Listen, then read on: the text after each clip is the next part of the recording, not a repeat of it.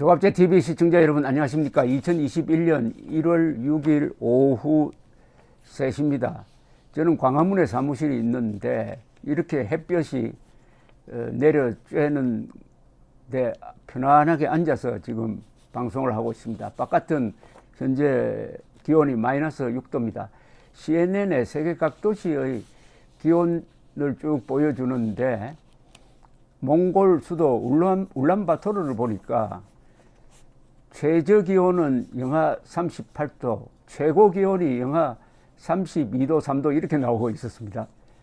울란바토르의 겨울이 얼마나 혹독한지, 그리고 그 몽골 고원에서 그렇게 가혹한 자연과 맞서서 생존했던 몽골 민족이 결국 징기스칸이라는 희대의 영웅을 만들어냈는데, 역시 인간이라는 것은 어려운 환경 속에서 투쟁하는 과정에서 강인한 힘을 갖게 되는 것 같습니다.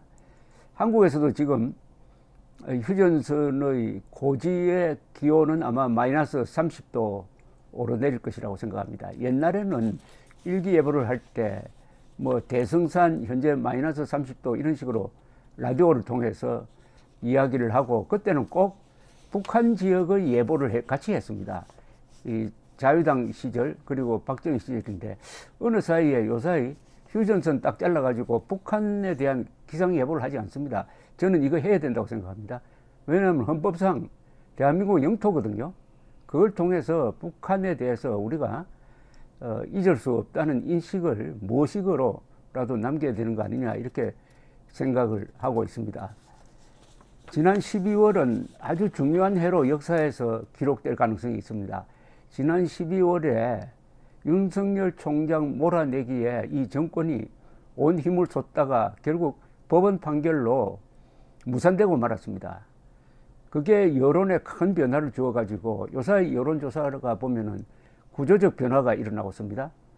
중도가 반문재인으로 돌아가지고 중도 보수가 손을 잡다가 보니까 2022년에 정권을 교체해야 한다는 여론이 상당한 차이로 앞서가고 있습니다. 한 50대 35 또는 6대 4입니다.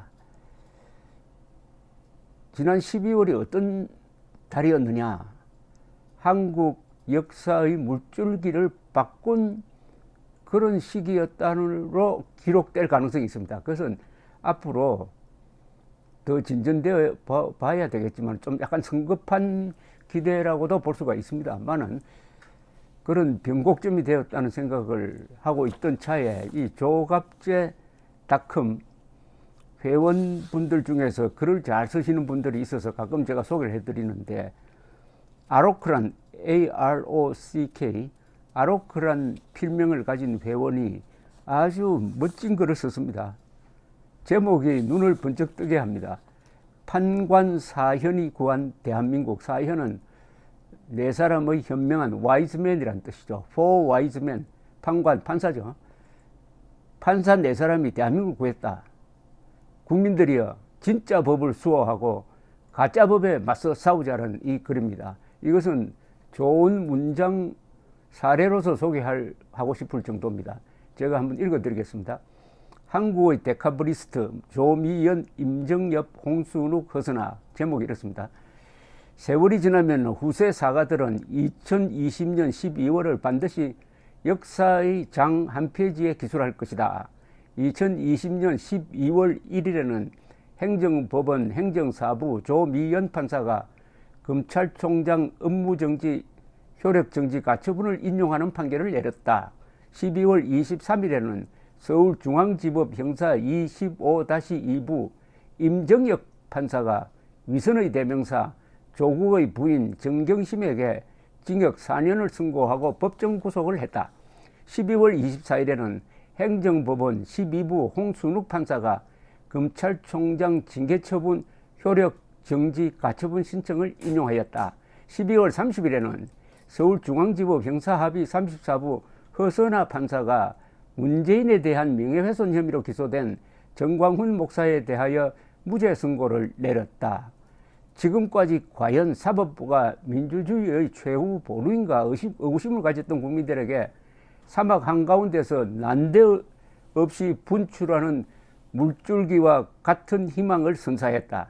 태평성대 일대 능력을 발휘하는 뛰어난 판사들은 많다. 그러나 도도히 흐르는 탕류 속에 몸을 던져 인명을 구하려는 용기 있는 판사, 대깨문으로 표현되는 인민재판식 떼법 무리에 맞서서 정의가 무엇인지 외치는 데는 비상한 용기가 필요하다. 묘하게도 이러한 의인들의 외침이 12월 한 달 사이에 한꺼번에 쏟아졌다. 러시아였다면 이들은 제2의 데카브리스트라 불릴만 하다. 데카브르는 러시아 말로 12월이라는 뜻. 데카브리스트는 1825년 12월 프랑스의 자유주의의 영향을 받은 청년들이 러시아 국민은 자유롭고 독립되어 있으며 한 개인이나 가족의 소유물이 될 수 없다.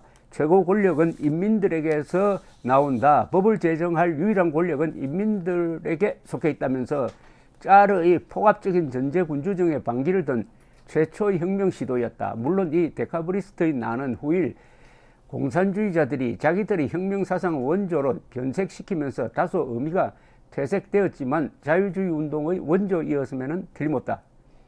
그간 대한민국은 얼마나 문재인 정권의 혹세 무민 정책에 시달렸던가. 소득 감소를 소득 주도 성장으로 위장하고 국가 기본 에너지 사업을 붕괴시키면서 녹색 에너지로 위장하여 탈원전을 밀어붙이고 정의로운 수사 권력을 개혁이라는 허울 아래 무력화를 시도하고 붉은 물을 들이면서 거꾸로 적폐청산이라 나팔 불었다. 온 국민을 독충과 독사가 우울거리는 정글로 몰아넣으면서 공정사회를 부르짖었다. 이제 겨우 4명의 현명한 판관들에 의해 브레이크는 걸렸다. 대한민국 국민들에게 정글이 끝나면 낭떠러지로 떨어져 죽음의 골짜기를 이루기 직전에 경고의 조명탄이 터진 것이다. 4명의 판관들이 말하는 법치주의는 살아있는 법을 말한다. 국민의 법 감정과 일치하고 건전한 사회 통념에 근거한다. 반면 입법부를 장악한 여당이 지금 헌법에 저촉됨과 상관없이 마구 찍어내는 법은 죽은 법이고 형체와 껍데기만 남은 가짜법이다. 이제부터는 국민들의 몫이다.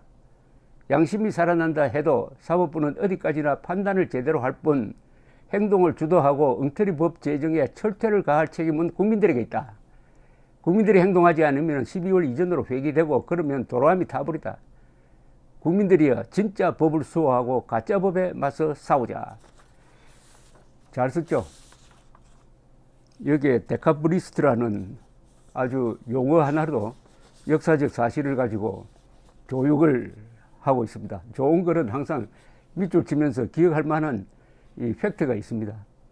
조미연, 임정엽, 홍순욱, 허선아 네 판사, 이 중에 2분은 여성 판사입니다.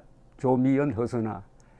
이 4분이 이 판결을 한 것은 전부가 문재인 대통령에게 법의 잣대를 들이댄 겁니다. 전부가 예컨대 2차례의 윤석열 총장에 대한 판결이라든지 문재인 씨를 간첩이라고 했다가 명예훼손죄로 구속 기소된 정광훈 목사에 대한 판결이라든지 또 하나 문재인 씨가 임명 강행했던 조국의 부인 정경심에 대한 판결이라든지 이게 다 전부 다 문재인 대통령의 실정과 무리한 인사에 대한 법적 판결입니다. 그러니까 내 판사가 문재인 대통령을 사실은 징벌한 거죠. 징벌한 거.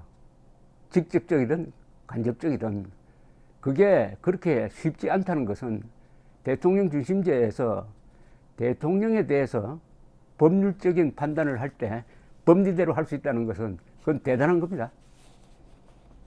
미국 정도의 사법부의 독립이 이루어져야 가능한 아주 이 4분은 사실은 이분들이 영웅입니다. 옛날 영웅은 시저나 나폴레옹처럼 군사력을 동원한 분들이 영웅이었는데 요사이는 민주주의 사회에서는 군사력 못지않게 큰 힘이 법에서 나옵니다. 법을 정의롭게 사용하고 특히 법이 권력을 이긴다는 것을 보여준, 법이 권력을 이긴다고 것을 보여준 이 네 분이 의인이고 영웅입니다. 우리 아로크 회원이 마지막에 했던 이 말, 국민들이여 진짜 법을 수호하고 가짜 법에 맞서 싸우자. 가짜 법이라는 것은 헌법에 맞지 않는 법률 제정을 의미하는 거죠. 공수처가 대표적인 예입니다. 그런데 헌법재판소가 이 공수처에 대한 위헌 심판을 아직도 하고 있지 않습니다. 이 네 사람의 영웅이 있는가 하면 헌법재판소 재판관 9명의 비겁한 판사들이 또 거기 앉아 있습니다.